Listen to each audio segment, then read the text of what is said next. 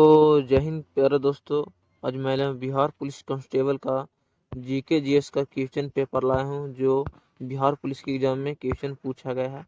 तो चलिए, बिहार पुलिस के एग्ज़ाम का डेट जल्द ही निकल कर आने वाला है और आप लोग सिर्फ मेहनत कीजिए। आज न तो कल एग्ज़ाम होगा ही होगा बिहार पुलिस का, तो आप लोग सिर्फ मेहनत करिए, धैर्य रखिए, एग्ज़ाम होगा।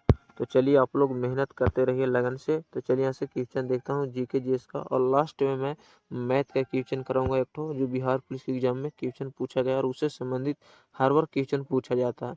तो चलिए यहाँ से क्वेश्चन स्टार्ट होता है। पहला क्वेश्चन प्रीवियस ईयर का क्वेश्चन है। चैनल को सब्सक्राइब करते चलिएगा दोस्त। पहला क्वेश्चन यहाँ पे देखिएगा है कि रॉलेट एक्ट कानून कब पारित हुआ था। तो रॉलेट एक्ट कानून कब पारित हुआ था? राइट ऑप्शन हो जाएगा 1919 ईस्वी में रॉलेट एक्ट कानून पारित हुआ था, याद रखना है। रॉलेट एक्ट कानून कब पारित हुआ था? तो 1919 में। और 13 अप्रैल, याद रखना ये भी, 13 अप्रैल APRL 13 अप्रैल 1919 को जालियांवाला बाग हत्याकांड भी हुआ था, जिसमें जनरल डायर ने करवाया था, जिसमें 16 मिनट में लगभग 10 चक्कर गोलियां चलाई गई थी, ये भी याद रखना। 1909 ईस्वी में मार्लोमेंटो सुधार अधिनियम लागू हुआ था, जिसे चेम्सफोर्ड अधिनियम भी कहा जाता है। 1905 में लॉर्ड कर्जन द्वारा बंगाल विभाजन हुआ था। 2005 में राजस्थान से सूचना का अधिकार अधिनियम लागू हुआ था, जिसे आर RTP भी बोला जाता है, याद रखना। RTP भी अधिनियम भी बोला जाता है, जो 2005 में भी लागू हुआ था। तो रॉलेट कानून कब पारित हुआ? तो 1919 में पारित हुआ था, याद रखना। नेक्स्ट क्वेश्चन को यहाँ से देखिएगा। दूसरा नंबर क्वेश्चन है कि राज हड़प नीति किसने लाया था? तो राज की हड़प नीति किसने लाया था? तो राइट ऑप्शन हो जाएगा लॉर्ड डलहौजी का लॉर्ड डलहौजी ने राज का हड़प नीति लाया था, याद रखना। राज का हड़प नीति किसने लाया था? लॉर्ड डलहौजी ने राज का हड़प नीति लाया था। वारेन हेस्टिंग द्वारा बंगाल का ध्वज शासन का अंत किया था, याद रखना। वारेन हेस्टिंग ने जो 1772 ईस्वी में लॉर्ड वारेन हेस्टिंग के द्वारा बंगाल में ध्वज शासन का अंत किया था, याद रखना। लॉर्ड कर्जन ने बंगाल विभाजन किया था 1905 ईस्वी में, याद रखना है। और लॉर्ड रिपिन ने स्वतंत्र भारत की पहली जनगणना कराई थी, याद रखना। लॉर्ड रिपिन द्वारा स्वतंत्र भारत का नियमित जनगणना कराया था, याद रखना। 1881 ईस्वी में लॉर्ड रिपिन के द्वारा स्वतंत्र भारत का नियमित जनगणना कराया था, जिसे पूर्ण जनगणना भी कहा जाता है, याद रखना। तो राज का हड़प नीति किसने लाया था? तो राज लॉर्ड डलहौजी ने लाया था। यहाँ पर लिखा गया, देखिएगा। राज का हड़प नीति लॉर्ड डलहौजी ने लाया, जो 1848 से 1856 तक चला था, याद रखना है। राज का हड़प नीति किसने लाया था? तो लॉर्ड डलहौजी ने लाया था, जो 1848 से 1856 तक चला था, याद रखना है। नेक्स्ट क्वेश्चन देखिए दोस्त। यहाँ पे क्वेश्चन है तीसरा नंबर क्वेश्चन की पुर्तगाली ईस्ट इंडिया कंपनी की स्थापना कब हुआ था? तो पुर्तगाली ईस्ट इंडिया कंपनी की स्थापना कब हुआ था? तो 1498 में पुर्तगाली ईस्ट इंडिया कंपनी का स्थापना हुआ था, याद रखना। पुर्तगाली ईस्ट इंडिया कंपनी का स्थापना कब हुआ था? 1498 में हुआ था। भारत में ईस्ट इंडिया कंपनी का स्थापना कब हुआ था? तो जब ईस्ट इंडिया कंपनी की स्थापना हुआ था 1600 ईस्वी में, जो ईस्ट इंडिया कंपनी के शासन का अंत 1858 में अंत हो गया था, याद रखना। ईस्ट इंडिया कंपनी का स्थापना, अंग्रेजी ईस्ट इंडिया कंपनी का स्थापना 1600 ईस्वी में हुआ था, जिसको शासन का अंत 1858 में हुआ था, याद रखना है। और 1907 ईस्वी में दोस्तों जमशेदपुर में टाटा आयरन स्टील कंपनी का स्थापना हुआ था, दादा भाई नौरोजी के द्वारा, याद रखना। और 1498 ईस्वी में वास्को डिगामा केरल के कालीकट के तट पर आया था, याद रखना है, समुद्री मार्ग के द्वारा, जो पूर्वी समुद्री मार्ग का खोज किया था। नेक्स्ट क्वेश्चन को यहाँ से देखते हैं। चौथा नंबर क्वेश्चन है गयासुद्दीन तुगलक ने स्थापना किया था। तो गयासुद्दीन तुगलक ने तुगलक वंश का स्थापना किया था, याद रखना है। तुगलक वंश का स्थापना किसने किया था? तो तुगलक वंश ने, गयासुद्दीन तुगलक ने स्थापना किया था, तो तुगलक वंश ने किया था, याद रखना है। नेक्स्ट क्वेश्चन यहाँ से देखते हैं। देखिए, इनके बारे में लिखा गया गयासुद्दीन तुगलक के बारे में। गयासुद्दीन तुगलक ने तुगलक वंश का स्थापना किए थे। गयासुद्दीन तुगलक का शासनकाल 1320 से 1325 तक था, याद रखना। गयासुद्दीन तुगलक वंश का स्थापना किए थे। गयासुद्दीन तुगलक का शासनकाल 1320 से 1325 ईस्वी तक था, याद रखना। नेक्स्ट क्वेश्चन देखिए, यहाँ पर है पांचवा नंबर क्वेश्चन के शब्द का परिवाची है, तो शब्द का परिचित शब्द होता है, तो शब्द का परिचित शब्द निनाद, नाद, ध्वनि होता है। ये तीनों होता है दोस्तों, राइट ऑप्शन हो जाएगा इनमें सभी। निनाद, नाद, ध्वनि शब्द का परिवाची शब्द होता है, याद रखना है। राजा का परिवाची शब्द पूछा जाए तो ये क्वेश्चन पूछा गया है बिहार पुलिस के। राजा का परिचित शब्द हो जाएगा नृप, हो जाएगा दोस्त, याद रखना नृप, भीरीप, भीरीप, भीरपति हो जाएगा राजा का परिचित शब्द। सूर्य का परिवाची शब्द क्या हो जाएगा, तो सूर्य का परिवाची शब्द भास्कर हो जाएगा, याद रखना है। और सुंदर का परिवाची शब्द ललित हो जाएगा, याद रखना है। ये भी। और पै का परिवाची शब्द दूध होता है। ये सब याद रखना परिवाची शब्द, क्योंकि बिहार पुलिस के एग्जाम में हिंदी से भी क्वेश्चन पूछे जाते हैं। नेक्स्ट क्वेश्चन देखिएगा यहाँ पर, छठा नंबर क्वेश्चन कि तीन तेरह होना मुहावरे का अर्थ है, तो तीन तेरह होना मुहावरे का अर्थ है तीतर बितर होना। याद रखिएगा, तीन तेरह होना मुहावरे का अर्थ है तीतर बितर होना। नाच न जाने अगना टेढ़ का मुहावरे का अर्थ है बहाना करना। नाच न जाने अगना टेढ़ का अर्थ है बहाना करना। तीन तेरह होना मुहावरे का तीतर बितर होना। एक मात्रा सहारा का जो होता है अंधे की लकड़ी, अंधे की लड़की मुहावरे का अर्थ है एक मात्र सहारा होना, याद रखना। अंधे की लड़की एकमात्र इसका अर्थ होता है एकमात्र सहारा होना। बहुत दिनों पर दिखना। ईद का चांद होना, ईद का चांद होना मुहावरे का अर्थ है बहुत दिनों पर दिखना। तीन तरह का मुहावरे का अर्थ है तीतर बितर होना। नाच न जाने अगने टेढ़ का मुहावरे का अर्थ है बहाना करना। और अंधे की लकड़ी मुहावरे का अर्थ है एकमात्र सहारा होना। बहुत दिनों पर दिखना, ईद का चांद होना मुहावरे का अर्थ है, तो याद रखना। नेक्स्ट क्वेश्चन यहाँ से देखिएगा, सातवां नंबर क्वेश्चन यहाँ पे कि सूर्य का परिचित शब्द है, तो सूर्य का परिचित शब्द भास्कर होता है, याद रखना। सूर्य का परिचित शब्द क्या होता है, तो भास्कर होता है। शब्द का परिचित शब्द नाद होता है, याद रखना। गंगा का परिचित शब्द ये शब्द का परिचित शब्द है, याद रखना। इस शब्द का है, ये सूर्य का है। और गंगा का परिचित शब्द मंदाकिनी होता है, याद रखना। गंगा का परिचित शब्द क्या होता है, तो मंदाकिनी होता है।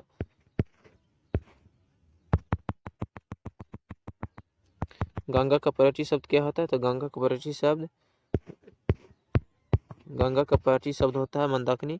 सुंदर का परिचित शब्द ललित होता है, याद रखना। सुंदर का परिचित शब्द क्या होता है, तो ललित होता है, याद रखना। सुंदर का परिचित शब्द क्या होता है, तो ललित होता है। तो नेक्स्ट क्वेश्चन को यहाँ से सूर्य का परिचित शब्द हो जाएगा भास्कर। नेक्स्ट क्वेश्चन को यहाँ से अग्रसर करते हैं। बहुत ही important, most important VVI question है। 8वां नंबर क्वेश्चन की रात रात कौन सा संज्ञा है। यहाँ पे समास होता है दोस्त, थोड़ी संज्ञा लिखा गया है, तो रात रात कौन सा समास है, याद रखना है। रात रात कौन सा समास होगा, तो सबसे पहले आप लोग कमेंट में इसका आंसर दीजिएगा। आप लोग बता दें दोस्तों कि रात रात कौन सा समास होगा, तो राइट ऑप्शन हो जाएगा अभिभाव समास। यहाँ पे अभिभाव समास गलत लिखा है, अभिभाव समास होगा, याद रखना है। अभिभाव समास रात रात समास होगा, याद रखना। कौन सा समास होगा, तो रात रात अभिभाव समास होगा। और रात दिन कौन सा समास होगा, तो आप लोग कमेंट में बताइएगा। तत्पुरुष समास उसे कहते हैं जिसमें कारक चिन्ह का लोप हो जाए, याद रखना है। तत्पुरुष समास 6 प्रकार के होते हैं। बहुव्रीहि समास किससे कहते हैं, जिसमें अधिकांशतः भगवान का नाम आ जाए, जैसे घनश्याम, गिरिधर और लंबोदर और ये सब बहुव्रीहि समास का उदाहरण है। जैसे शंकर, सब बहुव्रीहि समास का उदाहरण, जिसमें अधिकांशतः भगवान का नाम आ जाए वो सब बहुव्रीहि समास होते हैं। द्विगु समास किसे कहते हैं, जिसमें एक पद संख्यावाचक हो, द्वंद्व शब्द जिसमें योजक चिन्ह लगा हो, तो दोनों योजक चिन्ह भी लगा हो और एक दूसरे को उल्टा हो, तब वो द्वंद्व समास कहलाता है। द्विगु समास जिसमें एक पद संख्यावाचक हो, याद रखना। नेक्स्ट क्वेश्चन को यहाँ से देखते हैं। तो आप लोग बहुव्रीहि समास का उदाहरण हम बता दिए हैं यहाँ पे, जिसमें अधिकांशतः भगवान का नाम है वो बहुव्रीहि समास का उदाहरण होता है, जिससे घनश्याम, गिरिधर, ये सब लंबोदर और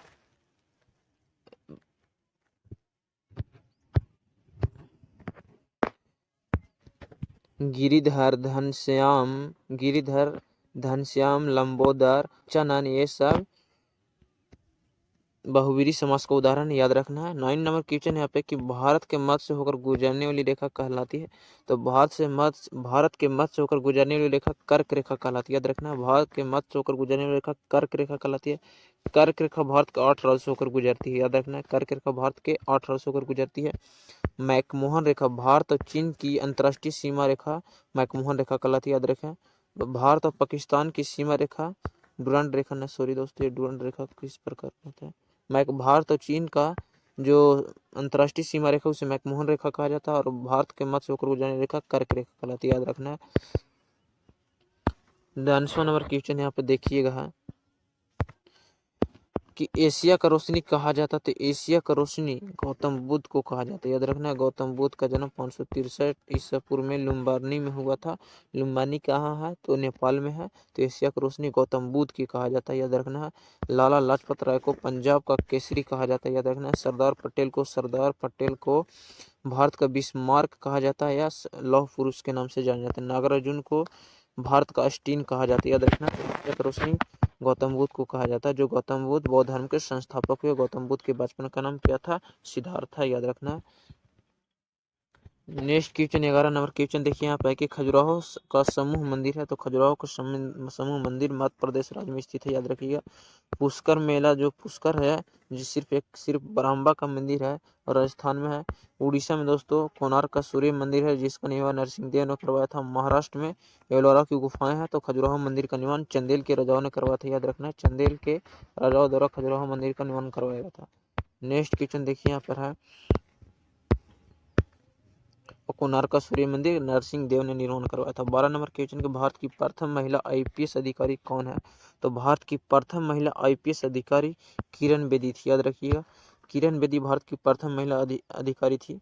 मदर टेरेसा को नोबेल पुरस्कार प्राप्त करने भारत की प्रथम महिला थी। नोबेल पुरस्कार प्राप्त करने वाली प्रथम महिला कौन थी, तो मदर टेरेसा थी। मदर टेरेसा को 1979 ईस्वी में नोबेल पुरस्कार मिला था और 1980 में भारत रत्न से सम्मानित किया था।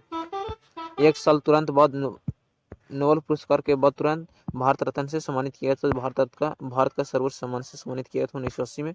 बछेंद्री पाल माउंट एवरेस्ट चढ़ने वाली भारत की प्रथम महिला बनी थी, तो भारत की प्रथम महिला आईपीएस अधिकारी कौन थी, तो किरण बेदी थी, याद रखना। 13 नंबर क्वेश्चन को यहाँ से अग्रसर करते हैं और 13 नंबर बहुत ही इंपॉर्टेंट क्वेश्चन है कि भारत रत्न से सम्मानित प्रथम भारतीय महिला कौन है, तो भारत रत्न से सम्मानित प्रथम भारतीय महिला श्रीमती इंदिरा गांधी थी, याद रखना। श्रीमती इंदिरा गांधी को 1971 ईस्वी में भारत रत्न दिया गया था। मदर टेरेसा को 1980 में भारत रत्न दिया गया था, याद रखना। और मदर टेरेसा को 1979 में शांति के क्षेत्र में नोबेल पुरस्कार मिला था, याद रखना। नोबेल पुरस्कार किस क्षेत्र में दिया जाता है, तो आप लोग बताइएगा। गणित के क्षेत्र में सिर्फ नहीं, सॉरी दोस्तों, सरोजिनी नायडू, विजय पंडित लक्ष्मी को किस क्षेत्र में नोबेल पुरस्कार मिला था, आप लोग कमेंट में बताइए। तो भारत रत्न से सम्मानित प्रथम भारतीय महिला श्रीमती इंदिरा गांधी, जो 1971 में मिला था। सरोजिनी नायडू को भारत का कोकिल भी कहा जाता है, याद रखना। 14 नंबर क्वेश्चन यहाँ से है कि मदर टेरेसा को नोबेल पुरस्कार कब मिला था, तो मदर टेरेसा को नोबेल पुरस्कार कब मिला था, तो राइट ऑप्शन हो जाएगा 1979 ईस्वी में मदर टेरेसा को नोबेल पुरस्कार मिला था। 1980 में भारत रत्न मिला था। मदर टेरेसा को शांति के क्षेत्र में नोबेल पुरस्कार मिला था। 1966 ईस्वी में लाल बहादुर शास्त्री को मरणोपरांत भारत रत्न प्राप्त करने वाले प्रथम व्यक्ति थे लाल बहादुर शास्त्री। लाल बहादुर शास्त्री जय जवान जय किसान का नारा दिए थे, याद रखिएगा। भारत के शांति पुरुष के नाम से जाने जाते हैं लाल बहादुर शास्त्री। 1971 में श्रीमती इंदिरा गांधी को नोबेल पुरस्कार भारत रत्न प्राप्त करने वाली भारत की प्रथम महिला थी, याद रखिएगा। नोबेल पुरस्कार की शुरुआत 1901 ईस्वी में हुआ था, याद रखना है। नेक्स्ट क्वेश्चन रखिएगा यहाँ पे, और भारत रत्न का शुरुआत 1954 में हुआ था। 15 नंबर क्वेश्चन, लाल बहादुर शास्त्री को भारत रत्न कब मिला था, तो 1966 में लाल बहादुर शास्त्री को भारत रत्न मिला था। मरणोपरांत भारत रत्न प्राप्त करने वाली प्रथम व्यक्ति थे। 1990 में डॉक्टर भीमराव अम्बेडकर को मरणोपरांत भारत रत्न दिया गया था। जो भारत रत्न की शुरुआत कब हुई थी, तो 1954 में हुआ था, जो भारत का सर्वोच्च सम्मान है, याद रखिए। 1954 में भारत रत्न का शुरुआत हुआ था। नोबेल पुरस्कार की शुरुआत 1901 में हुआ था। अर्जुन पुरस्कार की शुरुआत 1961 में हुआ था। अर्जुन पुरस्कार प्राप्त करने वाली प्रथम क्रिकेटर सलीम दुरानी थी। 2000 ईस्वी में कॉमनवेल्थ गेम खेला गया था, याद रखिएगा। या अन्नोदय अन्न योजना की शुरुआत हुई थी 1971 में। श्रीमती इंदिरा गांधी को भारत रत्न मिला था। 16 नंबर क्वेश्चन कि भारत का सर्वोच्च वैज्ञानिक पुरस्कार है, तो भटनागर है दोस्तों, याद रखिए। भटनागर भारत का सर्वोच्च वैज्ञानिक पुरस्कार है। भारत का सर्वोच्च वैज्ञानिक पुरस्कार भटनागर है। और भारत का संगीत के क्षेत्र का सर्वोच्च पुरस्कार है, तो संगीत के क्षेत्र का सर्वोच्च पुरस्कार ग्रैमी पुरस्कार है। ग्रैमी पुरस्कार प्राप्त करने वाले प्रथम व्यक्ति पंडित रविशंकर थे, जो संगीत के क्षेत्र से संबंधित थे, याद रखिएगा। पंडित रविशंकर का संबंध सितारा वादक थे। तो भारत का सर्वोच्च वैज्ञानिक पुरस्कार भटनागर है। और भारत का सर्वोच्च सम्मान भारत रत्न है। और संगीत के क्षेत्र के सबसे बड़ा पुरस्कार ग्रैमी पुरस्कार है। नोबेल पुरस्कार की शुरुआत 1901 में हुआ था। अर्जुन पुरस्कार की शुरुआत 1961 में हुआ था। अर्जुन पुरस्कार प्राप्त करने सलीम दुरानी थे प्रथम व्यक्ति। 17 नंबर क्वेश्चन की यक्षगान किस राज्य का लोक नृत्य है, तो यक्षगान कर्नाटक राज्य का लोक नृत्य, याद रखिएगा। गरबा गुजरात राज्य का लोक नृत्य है, याद रखिएगा।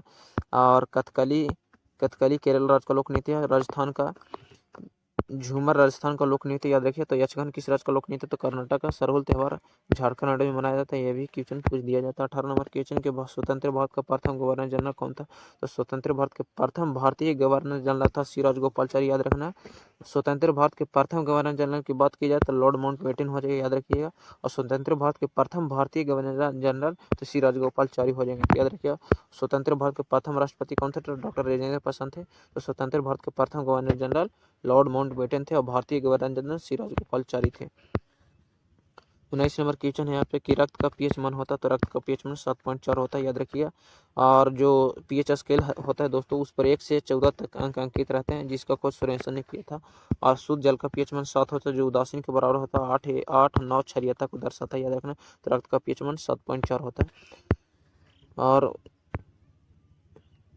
दूषित जल का पीएच मान 5.6 होता है। अम्लीय वर्षा का पीएच मान कितना होता है, 5.6 होता है। 20 नंबर क्वेश्चन का मानव शरीर की सबसे बड़ी ग्रंथि, मानव शरीर की सबसे बड़ी ग्रंथि की बात की जाए तो यकृत होता है, जिसका भार लगभग 1.5 kg है। मानव शरीर की सबसे छोटी ग्रंथि पीयूष ग्रंथि है, पिट्यूटरी ग्रंथि, याद रखना है। तो मानव शरीर की सबसे बड़ी ग्रंथि यकृत है। नेक्स्ट क्वेश्चन है मैथ का क्वेश्चन देखते हैं यहाँ पे है। नेक्स्ट क्वेश्चन है, देखिए यहाँ पर क्वेश्चन है कि एक पासे को फेंकने पर आवाज संख्या आने की प्रक्रिया क्या होगी। तो एक पासे को फेंकने पर पासा किसको बोलते हैं, तो दोस्तों तो लीडो की गट्टी को बोलते हैं पासा, जिस पर कितने अंक रहते हैं, यहाँ पे 1 हो गया। उसके बाद यहाँ पे 1 2 5 6 तक अंक रहते हैं। 1 से कितने तक, तो कितने अंक रहते हैं, तो 1 से 6 तक रहते हैं, जिसे हम तो यहाँ पर क्वेश्चन के एक पासे को फेंकने पर आवाज आने की प्रक्रिया क्या होगी, तो आवाज आने की। तो लीडो के गट्टी पर कितने अंक रहते हैं, तो 1 से 6 तक रहते हैं। यहाँ पे 1 हो गया, 2 हो गया, 3 हो गया, 4 हो गया, 5 हो गया, उसके बाद 6, इतना तक अंक रहते हैं कि पासे की गट्टी पर। तो इसमें आभास संख्या आने की प्रक्रिया बोल रहा है। तो इसमें आभास संख्या कितने हैं, तो 2 होंगे, 3 हो गए, उसके बाद 5 होंगे। तो आभास संख्या सबसे पहले किसको बोलते हैं, जो अपने आप और खुद से विभाज्य होता है, वो आभास संख्या का उदाहरण जैसे 2 1 से कटेगा और 2 से, जो 1 और स्वयं से कटता है उसे आभास संख्या बोलते हैं। तो आभास संख्या इसमें कौन है, तो आभास संख्या कितनी हुआ, तो 1 हो गए, 2 3 5, इसमें आभास संख्या कितने हैं, तो 3 होंगे। अब बट्टा में अब कुल पासे की संख्या कितनी है, तो 6। तो राइट ऑप्शन हो जाएगा 1 3 1 3 3 3 6। तो कुल पासों की संख्या की आवाज आने की संख्या 1/2 हो जाएगी। तो राइट ऑप्शन हो जाएगा दूसरा नंबर। तो एक पासे को फेंकने पर संख्या आने की प्रक्रिया क्या होगी, तो 1/2। एक पासे एक लीडो की गति पर 6 अंक प्रदर्शित रहते हैं, जिसमें आभास संख्या आने की प्रक्रिया बोली थी, तो ये हो जाएगा 1/2, याद रखना है। नेक्स्ट क्वेश्चन को यहाँ से अग्रसर करते हैं। नेक्स्ट क्वेश्चन देखिएगा, बहुत ही इंपॉर्टेंट क्वेश्चन है कि किसी त्रिभुज के एक कोण अन्य दो भुजाओं के योगफल के बराबर हो तो वह त्रिभुज कैसा होगा।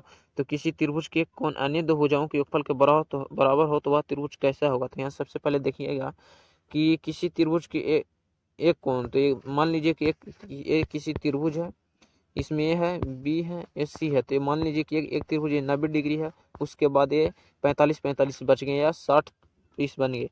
तो यहाँ पे देखिएगा ये 90 जो है x प्लस वाई के बराबर हुआ, जो ए प्लस सी के बराबर है। 90 है जो अन्य दो भुजाएं के बराबर है। अगर ये 90 होगा तो ये 45 होगा, ये 45 होंगे। अगर ये 90 होगा तो ये 60 प्लस 30 होंगे। तो कौन सा त्रिभुज होगा, तो अगर मानिए कि ये समकोण त्रिभुज में एक कोण कितना डिग्री का होता है, तो 90 डिग्री का होता है। और जो 90 डिग्री का होता है, जो एक कोण अन्य दो भुजाओं के बराबर होता है, तो कौन सा त्रिभुज होगा, समकोण त्रिभुज का उदाहरण हो जाएगा। राइट ऑप्शन हो जाएगा पहला नंबर। तो ये देखिएगा नेक्स्ट क्वेश्चन को है यहाँ पे कि 24 किलोमीटर घंटा की चाल से चल रही 120 मीटर लंबी रेलगाड़ी को पार करने में कितना समय लेगी। तो सबसे पहले यहाँ पे देखिएगा चाल कितना दिया, तो 24 किलोमीटर प्रति घंटा के चाल से चल रही है कोई रेलगाड़ी। तो यहाँ पे 24 किलोमीटर प्रति घंटा की चाल से लिख देंगे। तो हम लोग सबसे पहले जानते हैं कि चाल कितने प्रकार होते हैं, तो चाल 2 प्रकार के होते हैं, 1 मीटर प्रति सेकंड में होता है और 1 किलोमीटर प्रति घंटा में होता है, याद रखिएगा।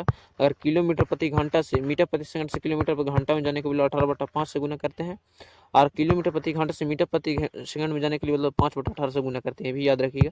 चलते हैं इसी के आधार पर हम क्वेश्चन को सोल्व करते हैं। चाल 2 प्रकार का होता है, मीटर प्रति सेकंड में, किलोमीटर प्रति घंटा में।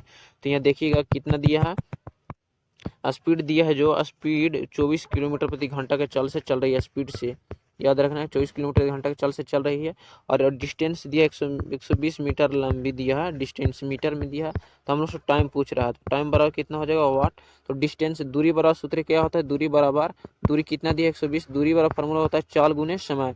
तो चाल कितना दिया है 24, चाल गुने समय होता है तो 5/18 से गुना कर देंगे तो मीटर प्रति सेकंड में आ जाएगा, और टी से यहाँ पर मल्टीप्लाई करा देंगे गुना। तो चाल दूरी बराबर होता है चाल गुने समय। तो चाल दिया था कितना का 24 का, तो 24 को हम गुना करिए तो 5/18 से गुना किए, मीटर प्रति सेकंड में बदल दिए। तो हम इसको काटेंगे, अब 6 से काटेगा तो 6 3 18, 6 चौके हो जाएगा 24, डिस्टेंस कट गया है उसे। तो अब 4 से काटेगा तो 4 3 कितना हो जाएगा 12, 30 बार में कैंसिल हो जाएगा। उसके बाद 6 6 5 हो जाएगा 30, 6 5 कितना हो जाएगा 30, और टी टी बराबर कितना आ जाएगा, क्रॉस मल्टीप्लाई करेगा तो 6 3 18 सेकंड आ जाएगा। तो मीटर में था, ये मीटर प्रति सेकंड में, तो मीटर से मीटर खत्म। तो 18 सेकंड में 120 मीटर पार करने में समय लगेगा। राइट ऑप्शन हो जाएगा 20, जो लास्ट मैथ ये वाला क्वेश्चन का आंसर हो जाएगा 18 सेकंड। तो जय हिंद दोस्तों, आज के वीडियो में इतना ही। अगर वीडियो पसंद हो चैनल को सब्सक्राइब जरूर कीजिएगा।